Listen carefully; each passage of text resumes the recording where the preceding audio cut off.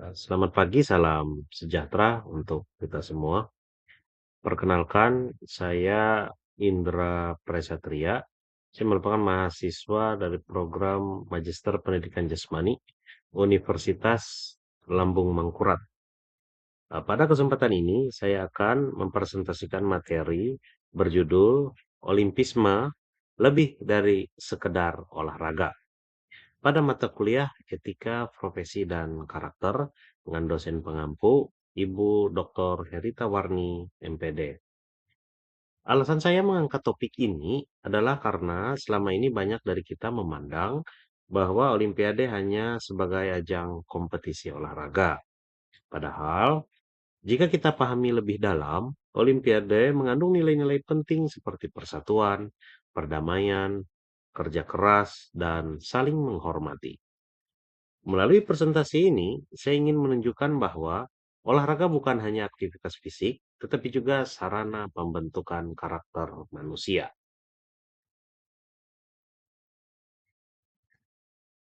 Sejarah Olimpiade. Pada slide ini ditampilkan gambaran sejarah Olimpiade dari Yunani kuno hingga menjadi ajang global seperti sekarang.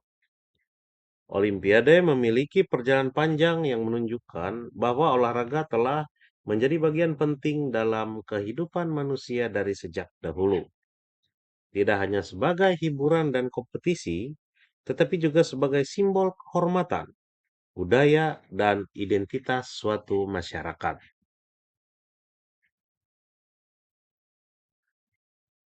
Seperti yang terlihat pada slide ini, Olimpiade pertama kali tercatat pada tahun 776 sebelum Masehi di Olimpia, yaitu sebuah kota suci yang ada di Yunani.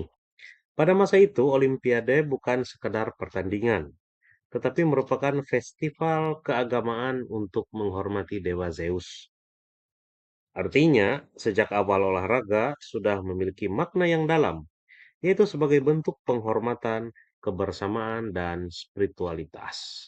Di sini nampak itu olahraga yang paling bergengsi pada saat itu yaitu lari, dan juga ada kekuatan dan taktik itu pada olahraga gulat, dan juga di sini kekuatan dan ketepatan itu pada olahraga lempar lembing dan juga lempar cakra. Setelah sempat dihentikan dalam beberapa tahun, pada slide ini dijelaskan tentang kebangkitan kembali Olimpiade. Sebelum Olimpiade modern lahir, kita perlu memahami bahwa Olimpiade kuno sempat mengalami penghentian. Olimpiade kuno berhenti sekitar abad keempat Masehi, tepatnya pada tahun 393 Masehi, ketika Kaisar Romawi melarang semua kegiatan yang dianggap sebagai ritual keagamaan Yunani kuno. Karena pada saat itu Kekaisaran Romawi mulai beralih ke agama Kristen, sehingga tradisi yang berkaitan dengan penyembahan dewa-dewa, termasuk Olimpiade, dianggap tidak sesuai dan akhirnya dihentikan. Akibatnya, selama berabad-abad, Olimpiade tidak lagi diselenggarakan dan sempat hilang dari peradaban dunia. Kemudian, barulah pada akhir abad ke-19, seorang tokoh berkebangsaan Prancis bernama Pierre de Coubertin memiliki gagasan untuk menghidupkan kembali Olimpiade. Beliau percaya bahwa olahraga dapat menjadi alat untuk membangun perdamaian dan persatuan dunia. Sehingga pada tahun 1894 didirikanlah Komite Olimpiade Internasional, dan pada tahun 1896 diselenggarakan Olimpiade modern pertama di Athena. Dari sini kita bisa melihat bahwa Olimpiade bukan hanya sekedar kegiatan olahraga, tetapi juga sangat dipengaruhi oleh kondisi sosial, budaya, dan politik pada zamannya. Dan justru karena pernah hilang, kebangkitan kembali Olimpiade menjadi bukti bahwa nilai olahraga tetap dibutuhkan oleh manusia.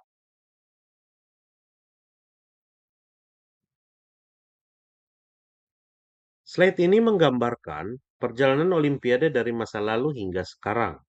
Walaupun zaman berubah, semangat juara tetap sama, yaitu kerja keras, disiplin, dan pantang menyerah. Hal ini menunjukkan bahwa nilai olahraga bersifat universal dan tidak lekang oleh waktu.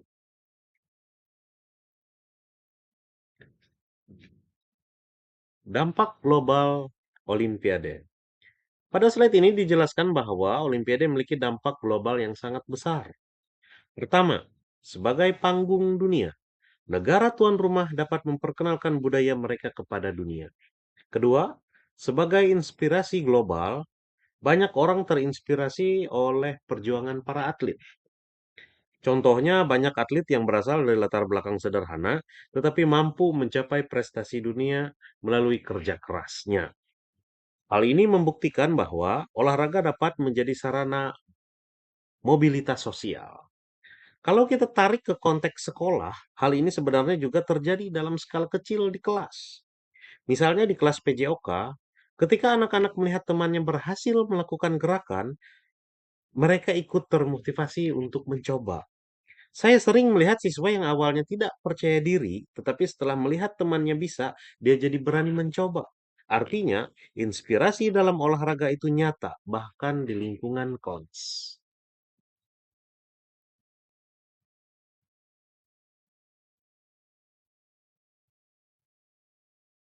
Slide ini menekankan bahwa Olimpiade mampu menyatukan negara yang berbeda ideologi.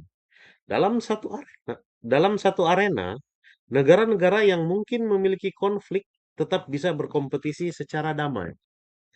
Ini menunjukkan bahwa olahraga memiliki kekuatan untuk menjadi jembatan persatuan dunia. Hal ini juga terlihat di kelas PJOK dalam skala kecil. Misalnya saat permainan kelompok, anak-anak yang awalnya tidak akrab bisa bekerja sama dalam satu tim. Bahkan siswa yang berbeda kemampuan tetap bisa bermain bersama tanpa memandang siapa yang lebih hebat. Ini menunjukkan bahwa olahraga bisa menyatukan bahkan sejak usia dini.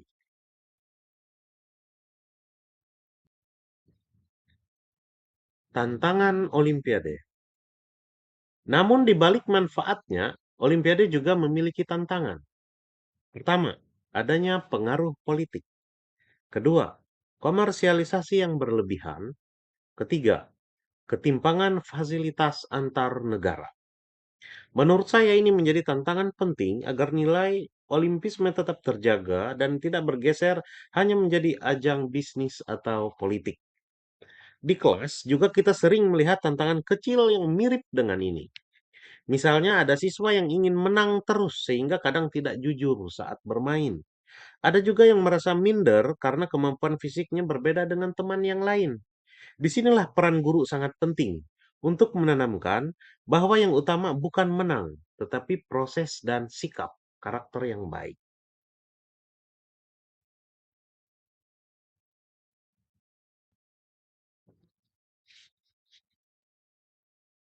Olimpiade penting bagi setiap bangsa karena beberapa hal. Sebagai simbol persatuan global, sebagai sarana diplomasi, identitas nasional, dan pendidikan karakter. Prestasi atlet dapat meningkatkan kebanggaan bangsa, sekaligus menjadi inspirasi bagi generasi muda.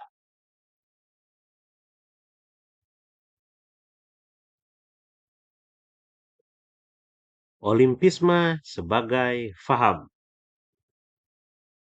Olimpisme merupakan nilai atau paham yang terkandung dalam gerakan Olimpiade.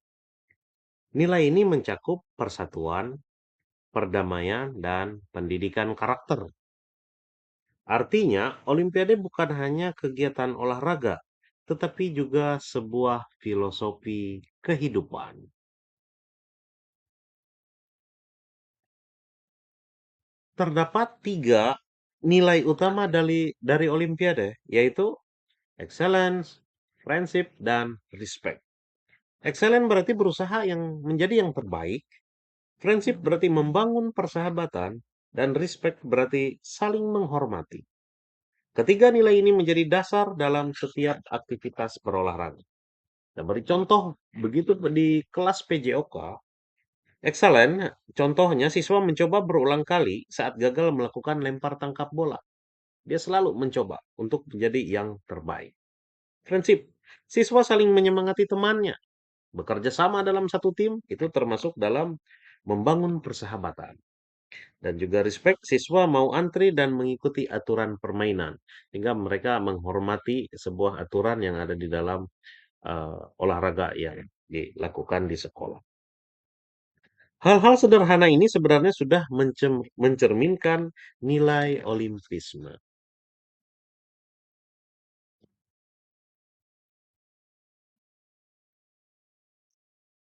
Nilai-nilai tersebut sangat relevan dalam pendidikan, khususnya di sekolah dasar. Melalui olahraga, siswa dapat belajar tentang kerjasama, disiplin, dan menghargai orang lain. Inilah yang membuat olahraga menjadi media pendidikan karakter yang efektif. Misalnya dalam permainan estafet, anak belajar kerjasama, anak belajar tanggung jawab saat memegang peran, dan juga anak belajar menerima hasil, baik menang maupun kalah. Ini adalah proses pembentukan karakter yang terjadi secara alami melalui aktivitas fisik.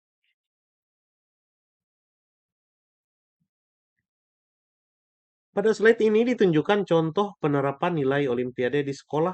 Dalam pembelajaran PJOK, kita bisa menerapkan nilai sportivitas, kerjasama, dan tanggung jawab. Misalnya melalui permainan kelompok, lomba kecil, atau aktivitas fisik lainnya. Sehingga siswa tidak hanya berkembang secara fisik, tetapi juga secara karakter. Sebagai contoh nyata di kelas PJOK, saat permainan bola kecil, siswa belajar kerjasama dalam tim. Saat lomba sederhana, siswa belajar sportivitas. Saat latihan gerak dasar, siswa belajar disiplin dan percaya diri.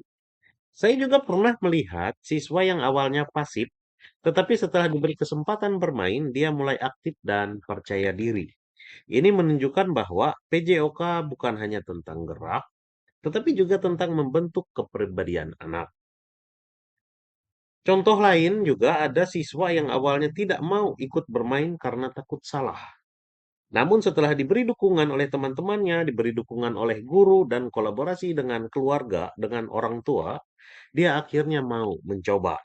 Nah, dari situ terlihat bahwa nilai prinsip dan respect benar-benar hidup di dalam pembelajaran, terutama pembelajaran yang kita ampu yaitu pendidikan jasmani olahraga dan kesehatan. Pertanyaannya, apakah olimpisme masih relevan saat ini? Menurut saya sangat relevan, terutama dalam dunia pendidikan. Di era modern yang penuh kompetisi, nilai seperti respect dan friendship justru semakin penting untuk menjaga keharmonisan. Di era sekarang, anak-anak cenderung lebih banyak bermain gadget. Melalui PJOK, kita bisa menanamkan nilai kerjasama dan interaksi sosial yang mulai berkurang. Jadi menurut saya, olimpisme justru semakin relevan di era modern ini. Ke depan, tantangan terbesar adalah bagaimana menjaga nilai olimpisme tetap hidup. Di tengah perkembangan teknologi dan globalisasi, nilai sportivitas harus tetap diajarkan sejak dini. Peran guru, terutama kita sebagai guru PJOK, sangat penting dalam hal ini. Sebagai simpulan, Olimpiade menjadi penting karena mampu menyatukan dunia dan membangun karakter manusia. Olimpisme mengajarkan kita untuk menjadi pribadi yang unggul, bersahabat, dan saling menghormati. Ke depan, tantangan kita sebagai guru adalah bagaimana membuat pembelajaran PJOK tetap menarik dan bermakna. Misalnya, menggunakan permainan yang menyenangkan, memberikan kesempatan semua siswa untuk aktif, dan menanamkan nilai bukan hanya mengejar hasil. Karena tujuan utama kita bukan mencetak atlet, tetapi membentuk karakter siswa. Demikian yang dapat saya sampaikan. Mohon maaf apabila terdapat kekurangan dalam penyampaian saya. Terima kasih atas perhatian Bapak Ibu dan teman-teman sekalian. Terima kasih.